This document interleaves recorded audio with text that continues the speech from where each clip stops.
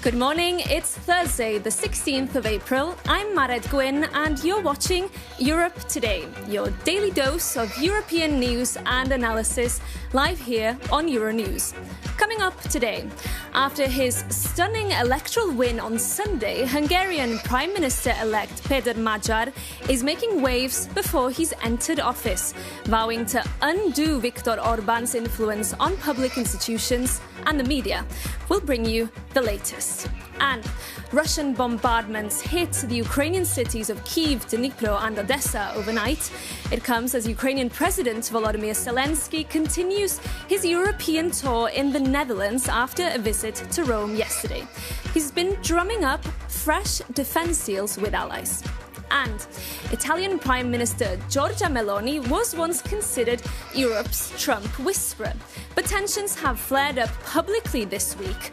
We'll be asking whether the sudden breakdown in the once sweet relationship is creating a rare moment of national unity in Italy.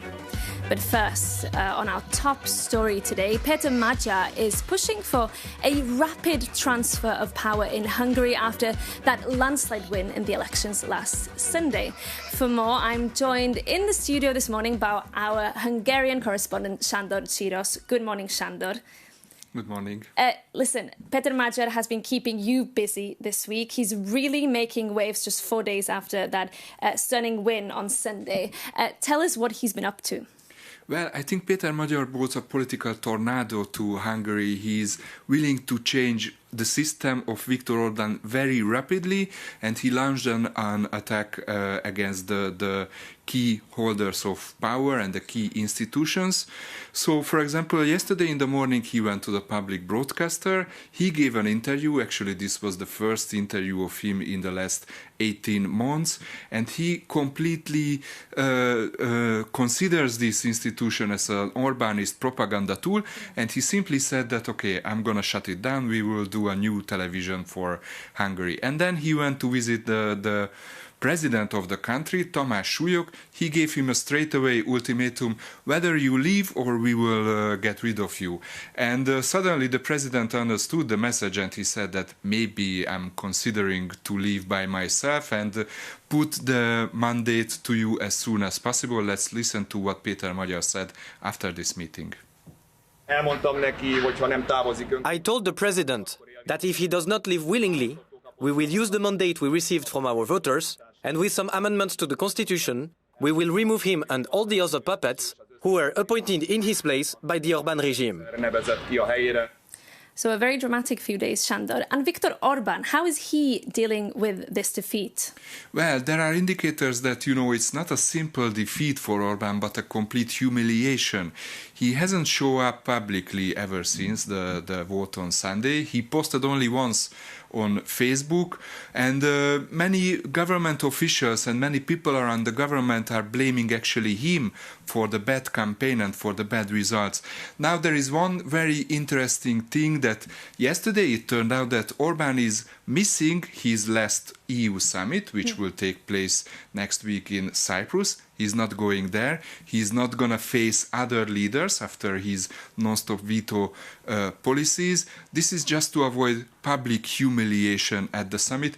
But remember that during his 16 years in power, Orbán never missed a single European summit. This is going to be the last one that he's missing. And it's also, in my view, it puts a shade on his legacy of 16 years. Indeed, Sándor, Viktor Orbán missing that summit next week. Thank you so much for bringing us up to speed there. Now, Péter Magyar's electoral win has a potentially huge impact on one country, Ukraine. Magyar has already laid out his position on Russia's full-scale invasion, saying Ukraine is the victim in this war and calling on Orbán to lift his controversial veto on that €90 billion loan for Ukraine before he leaves office, expected in May. Joining me now in the studio for more is our Ukraine correspondent, Sasha Vakulina. Good morning. Thank you for being here. So, Tell us first, how important is this shift in the Hungarian position for Ukraine?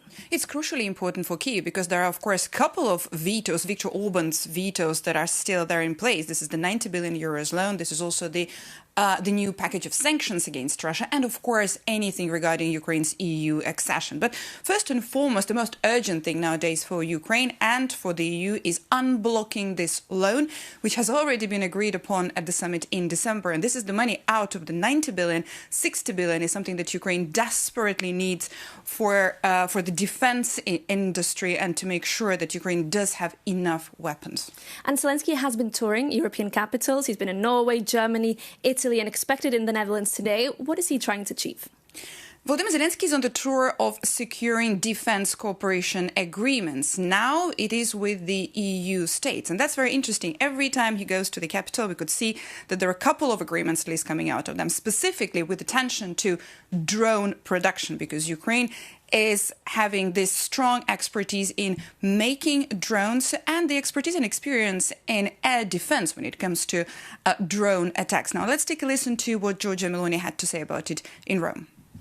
We believe that supporting Ukraine is not only a moral duty, but also a strategic need, because it is not just about dignity, freedom and independence of Kyiv, but also the security of Europe in the broadest sense of the term is at stake. We are working to increase the interaction between our defense sectors and between our defense companies. This will definitely add strength, technology and jobs to both countries. Of course, we discuss diplomacy and communication with the American side. But this is not easy for anyone right now. With the US-led talks now being stalled for a couple of weeks, Zelensky is indeed trying to secure the cooperation and help with the European states. But also this European tour really resembles the recent Gulf tour, when Zelensky also toured the Gulf countries, securing the defense cooperation agreements with all of them. Sasha, thank you so much for that update. And speaking of the Gulf, we can now cross over to our correspondent, Adel Halim, who is standing by us for us this morning in Doha, in Qatar. Adel, good morning. We know that the president of the European Council, Antonio Costa, was there in Qatar yesterday as part of his tour of the Gulf. Bring us up to speed on what President Costa had to say. Good morning. That's right. European Council President Antonio Costa wrapped up his two-day tour of the Gulf, ending here in Doha with a very clear message. Europe wants to play a larger role in a region facing a fragile moment. Costa met with leaders from the UAE, Saudi Arabia, and Qatar. And while he mostly wanted to listen, he also wanted to push two key priorities. One is enabling a lasting ceasefire and the reopening of free navigation in the Strait of Hormuz, which is a vital global and energy trade route. Now, he also stressed Europe's solidarity with Gulf states facing recent Iranian attacks and made it clear the European Union sees itself as a reliable partner on security, diplomacy, and economic cooperation. And he warned the stakes are high, saying that the world is entering a dangerous phase, and unless countries defend the international rules-based order, the alternative is chaos that we're seeing from the Ukraine to the Gulf. The Council President only took a handful of questions, including one from Euronews. I asked him what he heard from leaders across the region and what concrete steps are next in EU-GCC ties. Let's hear what he had to say. It's important that the European Union and the Gulf cooperation countries could work together between the EU and the GCC, but also bilaterally with each Gulf state. And we are keen to do this. We are negotiating free trade agreements with some of them, strategic partnership with the others, and we are talking with all of them. I think more than ever, it's very important that we achieve this. Now, Costa also said the second EU-GCC summit will be held later this year. The first was in Brussels in 2024. The next will be held in this region. Marit? Adel, thank you so much for that update. And yesterday, in fact, I sat down with the Secretary General of the Gulf Cooperation Council, Jassim Al-Budaywi, and I started by asking him whether he believed the war on Iran had brought the Gulf and the European Union closer together. I think the EU is one of the most important strategic partner to the GCC. It is a very historic relationship. It covers almost every aspect of our lives, from political to economical to educational to cultural to investment. All aspects are included in this partnership. We have achieved so many goals and so many achievements that we feel in our life on a daily basis. Definitely the escalation in our region and the Iranian continuous attack on the GCC country brought the GCC-EU into even closer relationship. I felt it, and this was reflected in my discussion and dialogues here in Brussels with different leaders in the European Parliament and in the European Commission. So this is bringing us together. We are looking at the stability and the security of the region, because it is obvious to everybody that the stability in the Gulf is an important element for the international stability and security. I'd like to ask you how this experience, these 7 weeks of conflict we've seen, have maybe changed the way that the members of the GCC think about security. Do you think there's been an inflection point here, and do you think there'll be more work on, for example, partnerships with countries like Ukraine to bolster the region's defense? There are many lessons learned from this conflict. And I can categorize them into two parts. The first lesson learned is how do we achieve our GCC integration that we've been working on since 1981 when the GCC was started. What do we need to do more economically, security, military? The second lesson learned that we have learned and we need to even work more on is to upgrade our partnerships with many of our true and good friends, such as, for example, the EU. How do we need to strengthen our partnerships? What aspects should we concentrate on? How do we look at our partnerships, the one we have? Do we need new partnerships? These are the lessons learned that we, are trying to work on. But as I told you before, we are very happy about the fact that our integration and communication and cooperation is even beyond anybody's expectation. Moving on now, US President Donald Trump has lashed out publicly at the Italian Prime Minister Giorgia Meloni, a leader he once called a fantastic lady. To explain why, I'm joined by our correspondent Vincenzo Genovese. Good morning. Thank you for being here in the studio with us. Listen, what is at the root of this breakdown in the relationship between these leaders? Yes, Mard, indeed, we have always seen Meloni as a sort of bridge between Trump and Europe for her right-wing, alt-right policy, for her position on migration, also for her proximity to the MAGA world. But a few days ago, Trump attacked Pope Leo, saying he is very weak on crime. And there are few things in Italy that you can't touch, and the Pope is among them. Let's listen to Meloni. Penso che quello che ho detto è quello che penso. What I said is what I think, and that is that the statement, especially with regards to the pontiff, are unacceptable. I expressed my solidarity with Pope Leo, and I will tell you more. I would not feel comfortable in a society where religious leaders do as they are told by politicians, not in this part of the world. So I disagreed, and I said so. Ecco, per cui non sono stata d'accordo e ve l'ho detto. I've never heard anything similar, Mared. Coming from Meloni, she had never used the word unacceptable before speaking of Trump, and Trump didn't take it well. Of course, he said, and I'm quoting, in an interview with the Italian newspaper Corriere della Sera, "I'm shocked at her. I thought she had the courage, but I was wrong. Very sad. She's much different than I thought. She's not the same person. Italy is not the same country." So also here, then, Trump said in another interview that Meloni was very negative. These are kind of unprecedented attacks from Trump to Meloni. I would say that this bridge has collapsed now, but which is this is not necessarily bad for Meloni, because, Trump is very unpopular in Italy, is becoming more and more unpopular also in Europe, and is becoming an issue for the right wing, for the conservative, and also for the far-right parties across Europe, as we are reporting on Euronews. Yes, Vincenzo, we'll keep an eye on that reporting and how Trump is perhaps disturbing a little bit the mega or MAGA movement in Europe as well. Now, moving on, tomorrow, Spanish Prime Minister Pedro Sánchez will host 15 world leaders in Barcelona as part of a mobilization of the global progressive left.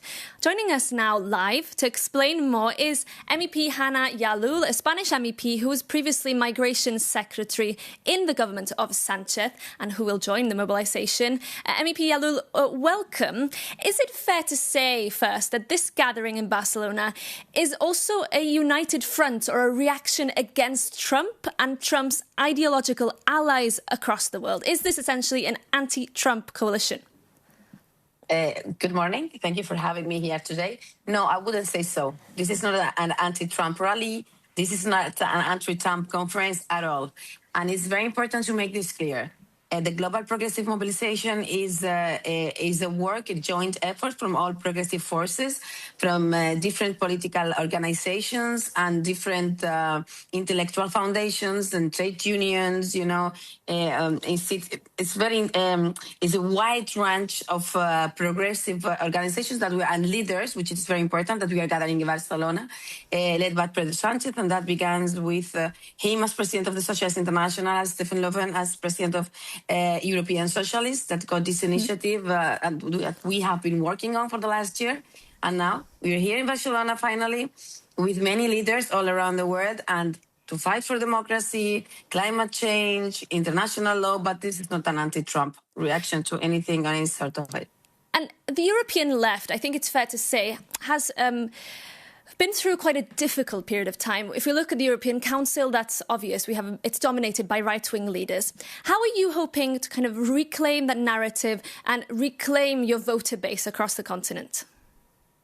Well, I think the image of Prime Minister Pedro Sánchez by itself talks a lot of what people are expecting, for the future. I mean, his global image, the support he's taken with his stance, his coherence in political coherence, let's say, against double standards. When we talk about Gaza or when we talk about Ukraine, when he said no to war, he's having a huge, massive support in his positions. And I think that shows how he's being very widely supported by civil society all around the world. I think that this not to war shows how people think that peace, and we are at an important moment for peace. He talks about climate change also, or when he talks about, techno-oligarchs, how to take care of our children with social media. I think he's always making a very important stand that are very widely supported. And I think this gathering in Barcelona is massive, So that shows how much support he has and how much, social democratic and left forces wants to unite with these main principles that he represents. Indeed, Sánchez has obviously been a bit of a figurehead on the global stage recently, but he has faced criticism from some certain political parties in Europe on his recent decision to regularize 500,000 migrants. Some saying it undermines even European security. How do you respond to that criticism? Well, I think that let's go to talk about data, okay? So for the last year, we have had a very, a policy with migrants that talks about always security, of course, and legality within the framework of legality, which I think it is very important for everybody to understand. All these migrants are very well regulated in our country in the sense that they all have permission to work. And last year, only 700,000 migrants collaborated and helped to the stability of in the labor market. Yes. So I think it is important to understand that these migrants do not steal the job of anybody. At the contrary, we are the fastest growing economy in the world right now. Okay. Because of our policies also with migrants. Thank you so much. I'm afraid that's all we have time for, but we will be following, of course, that global progressive conference this weekend in Barcelona. That's all we have time time for today. Thank you so much for tuning in. We'll be back again at the same time tomorrow. In the meantime, do get in touch with your tips and suggestions at europetoday@euronews.com. We do love hearing from you. We'll be back the same time, same place tomorrow. See you then.